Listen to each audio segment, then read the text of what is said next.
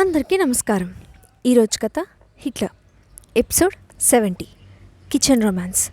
ఇక స్టోరీలోకి వెళ్తే, అనసూయ మాటలకు బాధపడుతున్న హాస్నిని దగ్గరకు తీసుకున్న విరాట్తో ఇదంతా మీ వల్ల జరిగిందని తనకు కాల్ చేసి చెప్పలేదని గొడవపడింది. కోపం పోవాలంటే ఏం చేయాలని అడిగిన అతనికి కేక్ చేయమని చెప్పింది. బేబీ, నేను కిచెన్లో పని చేస్తూ ఉంటే చూసేవాళ్ళు ఏమనుకుంటారు, ఇంకేదైనా చెప్పు అని జాలిగా అన్నాడు విరాట్. మీకు ఇంకో ఆప్షన్ లేదు, వెళ్ళండి, కేక్ తయారు చేసి కోపం పోగొట్టండి అని కోపంగా అంది హాస్ని. ఆమె వైపు నిస్సాయంగా చూసి కిచెన్లోకి వెళ్ళిన విరాట్ను అనుసరించాడు సూరజ్. కాసేపటికి ఎలాంటి అలికిడి లేకపోవడంతో నెమ్మదిగా కిచెన్లోకి వెళ్ళిన ఆమెకు సూరజ్ చెప్తూ ఉంటే కేక్ తయారు చేస్తూ కనిపించాడు విరాట్.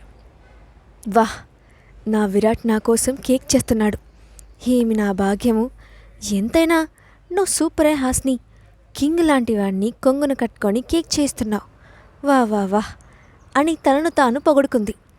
అయినా నా హిట్లర్ ఈ పోజులో కత్తిలా ఉన్నాడు, మరింత పిచ్చెక్కిస్తున్నాడు. ఇప్పుడు ఆ నిత్య గాని కావ్య గాని ఈ సీన్ చూసారంటే ఏడ్ చేస్తారు అని నవ్వుకుంటూ కొన్ని ఫోటోలు తీసి సైలెంట్గా లోపలికి వెళ్ళి, ప్రిపరేషన్ ఎంతవరకు వచ్చింది అని అడిగింది హాస్ని. ఇంకో 30 నిమిషాలు పడుతుంది అంటూ సీరియస్గా క్రీమ్ ప్రిపేర్ చేస్తున్న విరాట్ ఆమె కళ్ళల్లోకి రొమాంటిక్గా కనిపించాడు.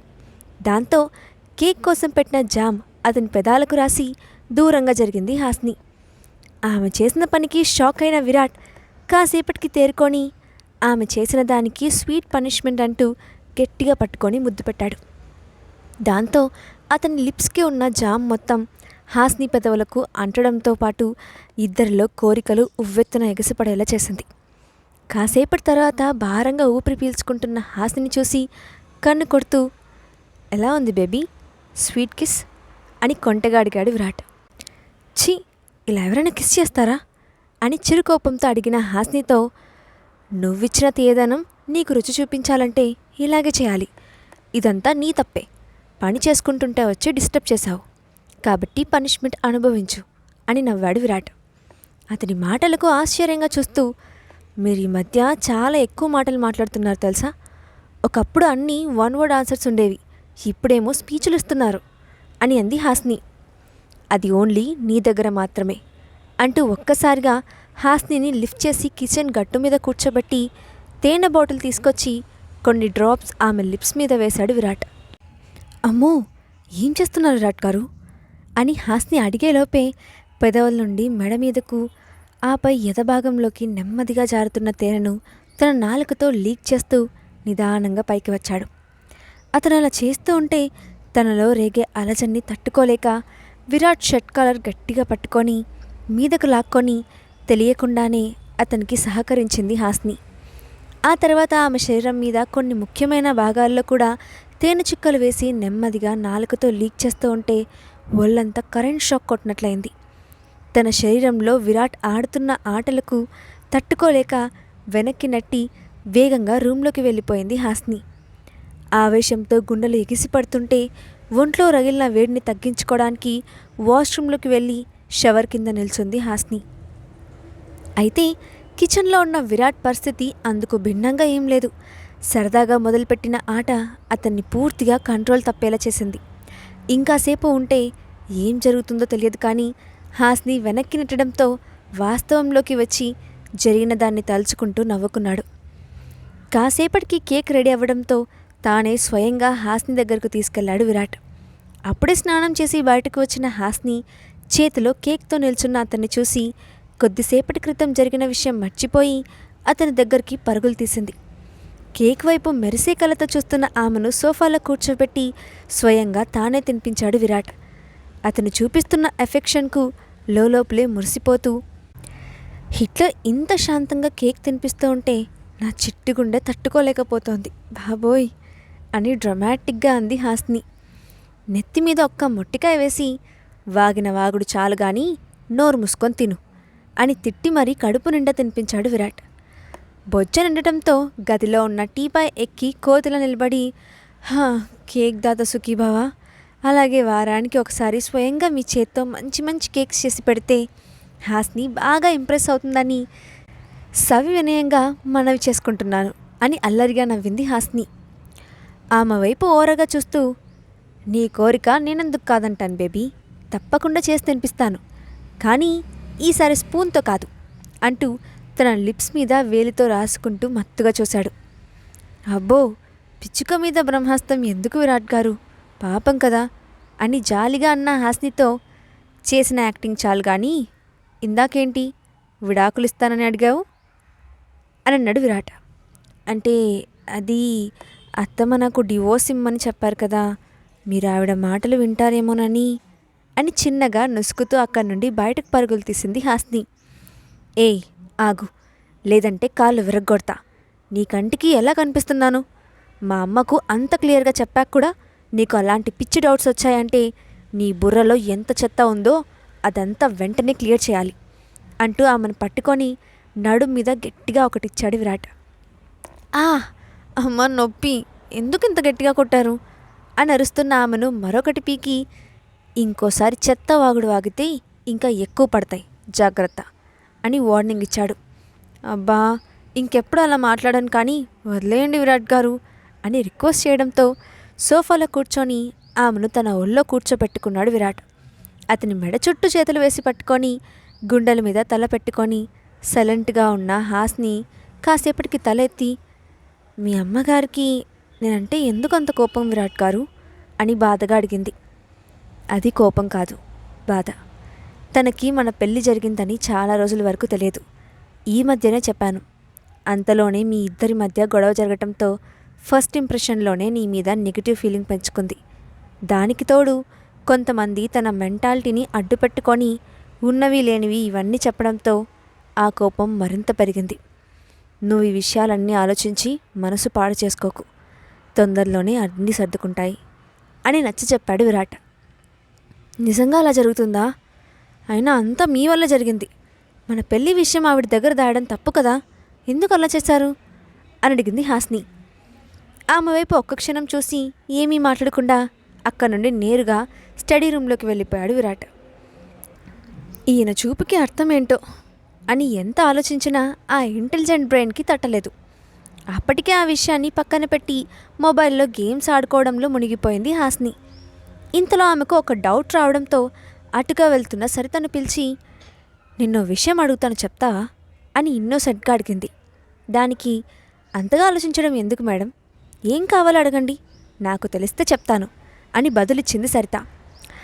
అత్తగారిని ఇంప్రెస్ చేయాలంటే ఏం చేయాలో చెప్పమని అడిగిన హాస్నిని చూస్తే అసలు విషయం అర్థమైంది. తనెందుకు అడుగుతోందో తెలిసినా ఆమెకు అర్థమయ్యే విధంగా ఎలా చెప్పాలో తెలియక ఆలోచనలో మునిగిపోయింది సరిత. ఏమైంది సరిత, దేని గురించి ఆలోచిస్తున్నావు? నీకు చెప్పడానికి కష్టమైతే నేను సూర్యతో డిస్కస్ చేస్తాను అని చెప్పింది హాస్ని. ఈ విషయంలో మగవాళ్ళని అడిగితే ఏం తెలుస్తుంది, నా తలకాయ. ఇలాంటి విషయాల్లో సలహాలు వాళ్ళను వీళ్ళను అడగకుండా చూసి తెలుసుకుంటే బాగుంటుందని నా అభిప్రాయం అని సాలోచనగా అంది సరిత. అబ్బా, చూసి ఎలా తెలుసుకోవాలి, దానికి ఏమైనా ఆన్లైన్ క్లాసెస్ ఉంటాయా అని అడిగిన హాస్ని చూసి తల కొట్టుకుంటూ, అలాంటి వాటికి క్లాసెస్ ఏమీ ఉండవు మేడం, టీవీలో వచ్చే సీరియల్స్ చూస్తే తెలుస్తుంది అంతే అని చెప్పింది. ఓ అంతేనా, చాలా సింపుల్ అయితే అంటూ రూమ్లోకి వెళ్ళి ఒక్కొక్క ఛానల్ మారుస్తూ అన్ని సీరియల్స్ కవర్ చేసింది హాస్ని. కొన్నిట్లో భర్త తాగి వచ్చి భార్య సంపాదించిన డబ్బులు తీసుకెళ్ళిపోతే అత్తగారు కూడా ఆమెను కొట్టడం, కొన్ని చోట్ల తల్లికి చెప్పలేక భార్యకు విడాకులు ఇవ్వడం, ఇంకొన్ని చోట్ల తల్లి భార్య మధ్యలో శాండ్విచ్ అయ్యి భార్యనే కొట్టడం, ఇలా అన్నిట్లో కామన్గా అత్తగారి వల్ల భార్యాభర్తల మధ్య గొడవలు రావడం, విడాకులు కూడా ఆమె కారణంగా కనిపించింది. దాంతో ఇంత చిన్న వయసులోనే మా అత్తమ్మతో యుద్ధం చేయాలా అని నిరాశగా అనుకుంది హాస్ని. మరుసటి రోజు కంపెనీలో తన క్యాబిన్లో అటు ఇటు తిరుగుతూ సీరియస్గా ఆలోచిస్తున్న హాస్ని వైపు వింతగా చూస్తూ, ఏంటి బేబీ, దేని గురించి అంత ఆలోచన, ఆఫీస్ వర్క్ గురించి అని మాత్రం చెప్పకు అని అంది కీర్తి. ఆ మాటకు కోపం వచ్చినా తమాయించుకొని, నా సంగతి పక్కన పెట్టు, ఈ పేపర్స్ పట్టుకొని నువ్వెక్కడికి వెళ్తున్నావు అని అడిగింది హాస్ని. ఈ పేపర్స్ అన్నీ మన కొత్త వైస్ డైరెక్టర్కి ఇవ్వడానికి వెళ్తున్నాను అని చెప్పిన కీర్తి వైపు ఆశ్చర్యంగా చూస్తూ, మహేశ్వరి వెళ్ళిపోయాక ఆ ప్లేస్ ఖాళీగా ఉంది కదా, కొత్త వాళ్ళు ఎప్పుడొచ్చారు అని అడిగింది హాస్ని.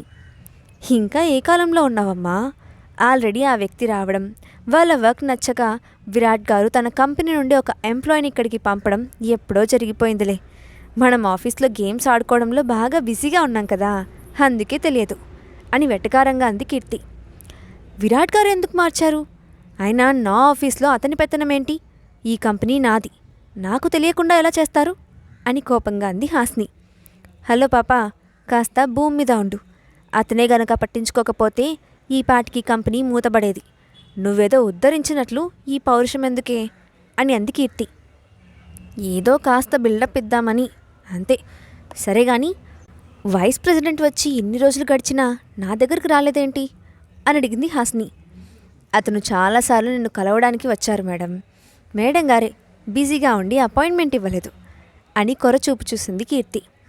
అబ్బా, అన్ని విషయాలు తిప్పి తిప్పి నా దగ్గరకు తీసుకురావాలా? సరేలే, ఈ పేపర్స్ నా దగ్గర తీసుకోమని వైస్ ప్రెసిడెంట్కి చెప్పు అని ఆమెను పంపించింది హాస్ని. కాసేపటికి డోర్ నాక్ చేసి లోపలికి వచ్చిన వ్యక్తిని చూసి, మీరేంటి ప్రశాంత్ గారు ఇక్కడున్నారు? కోర్టులో శాలరీ సరిగ్గా ఇవ్వట్లేదని మానేశారా అని ప్రశ్నించింది హాస్ని. అలాంటిదేం ఏం లేదు మేడం, ఇది విరాట్ సార్ ఆర్డర్, దానికి కాదనే ధైర్యం నాకు లేదు అని చెప్పి ఆమె దగ్గర పేపర్స్ తీసుకొని వెళ్ళిపోయాడు ప్రశాంత్. అప్పుడే లోపలికి వచ్చి, వైస్ ప్రెసిడెంట్ నీకు ముందే తెలుసా అని ఆశ్చర్యంగా అడిగిన కీర్తితో, మా నాన్న వీలునామా రాసింది ఇతనే అని చెప్పింది హాస్ని. అవునా?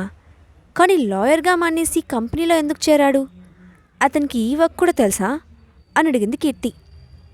ఏమో, నాకేం తెలుసు. అయినా నాకు ఇప్పుడు ఆ విషయం మీద పెద్దగా ఇంట్రెస్ట్ లేదు. అంతకంటే పెద్ద సమస్య ఇప్పుడు నా ముందుంది అని తల పట్టుకుంది హాస్ని. ఇప్పుడు తనకు వచ్చిన సమస్య ఏంటని అడిగిన కీర్తికి సరితను అడిగిన డౌట్ గురించి చెప్పింది. ఇప్పుడు ఆ విషయం నీకెందుకే? అయినా ఇంత సడన్గా నీకు అత్తగారు ఎక్కడి నుండి ఊడిపడ్డారు అని అడిగిన కీర్తితో ముందు రోజు అనసూయ చేసిన గొడవ గురించి చెప్పింది హాస్ని. ఇప్పుడు ఏం చేయాలని అనుకుంటున్నావు అని అడిగిన కీర్తితో, ఇంటి పనులను చేస్తే కోపం పోతుంది కదా అని అంది హాస్ని. అసలు నీ దృష్టిలో ఇంటి పనులంటే ఏంటి అని అడిగిన కీర్తికి, ఇల్లు తుడవడం, అంట్లు తోమడం, బట్టలు ఉతకడం, వంట చేయడం, అబ్బో ఇలా ఏదో ఒక పని చేసి ఆవిడను ఇంప్రెస్ చేస్తే మమ్మల్ని దూరం చేయకుండా ఉంటారు కదా అని అంది హాస్ని. అవన్నీ చేయడానికి వాళ్ళకు బొచ్చడు మంది సర్వెంట్స్ ఉన్నారు. నువ్వు కష్టపడి ఏదో చేయాలనుకొని ఇంకేదో చేయకు. సిచ్యువేషన్ మరింత కాంప్లికేట్ అయిపోతుంది. విరాట్ గారు చూసుకుంటానన్నారు కదా, నువ్వు కుదురుగా ఉండు అని కసిరింది కీర్తి. మరుసటి రోజు సరితతో కలిసి అనసూయ ఇంటికి వెళ్ళడానికి సిద్ధమైన హాస్ని ఆమెను మధ్యాహ్నం కంపెనీకి రమ్మని చెప్పింది. చెప్పిన సమయానికి వచ్చిన సరిత కాల్ మాట్లాడుతున్న సమయంలో ఆమె వెనుక సైలెంట్గా నిల్చుంది హాస్ని. ఇంతకీ సరిత ఎవరితో కాల్ మాట్లాడుతోంది? అనసూయను మెప్పించడానికి హాస్ని చేసే ప్రయత్నాలు ఫలిస్తాయా? అసలు హాస్ని ప్లాన్ ఏంటి? నెక్స్ట్ పార్ట్లో చూద్దాం. ఈ స్టోరీ అప్డేట్ ఎలా ఉందో కింద కామెంట్ బాక్స్లో మీ ఒపీనియన్ని షేర్ చేయండి. అలాగే ఇలాంటి మరిన్ని స్టోరీస్ కోసం మా ఛానల్ని తప్పకుండా సబ్స్క్రైబ్ చేసి పెట్టుకోండి. Thanks for watching.